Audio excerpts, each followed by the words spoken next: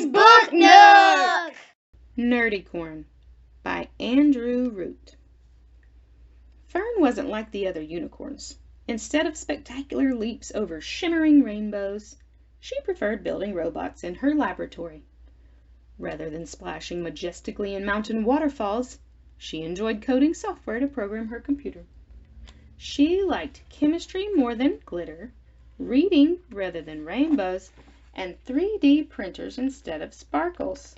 And even though she knew she was different from the other unicorns, Fern was proud of who she was.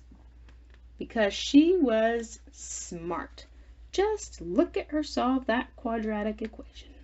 A good friend. There she is picking up her neighbor from the airport. And always willing to help others. Wow, she's changing their oil and cleaning their gutters.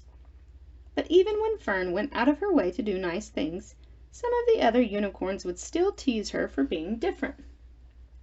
They called her names, occasionally laughed at her glasses, and never invited her to hang out with them at the sparkle dance parties. "I've had enough," Fern said one day. "I'm through helping rude unicorns. The next time they need an engine rebuilt, turbo sprocket installed, or hydrothermal capacitor welded, they are on their own." So when Buttercup's sapphire bejeweled digital flutter foam broke, Fern kept her soldering iron packed away and simply shrugged. And when the wheel on Ruby's shimmer bike snapped, Fern stood by her truing stand and centering gauge and just shook her head. A few days later was the biggest sparkle dance of the year, but Fern decided to stay home. She doubted the other unicorns would even notice she was gone. And besides, she had more important things to do. Fern was in the middle of realigning her centrifuge for a zero-gravity ice cream experiment when suddenly she heard a knock. She opened the door to find Buttercup, Ruby, and the rest of the young unicorns all looking very concerned. "Fern, you've got to come help. The sparkle dance is ruined. The confetti machine is clogged.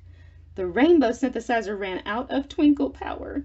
The Starlight Bedazzler has completely stopped working. We're sorry we were so mean." Fern looked at the unicorns, thought for a moment, and then closed the door in their faces. She went back to her desk and was nearly through calculating the milk-to-sugar ratio needed to make ice cream on the moon when she started thinking about the sparkle dance.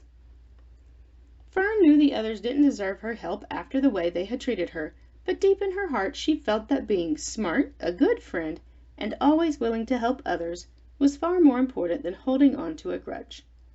Fern gathered her supplies and rushed to the sparkle dance. Using her multimeter, digital calipers, an arc welder, 2 9-volt batteries, an old soda can, some dental floss, and a bit of dry ice, she was able to get everything working again. With the rainbows flowing, the confetti flying, and the starlight shining, every single unicorn cheered for her. She had saved the dance. Once the congratulations had stopped and the party had begun, Buttercup, Ruby, and all the young unicorns gathered excitedly around Fern. "We're sorry, Fern. We should never have treated you like we did. We wish we could invent, fix, and create like you.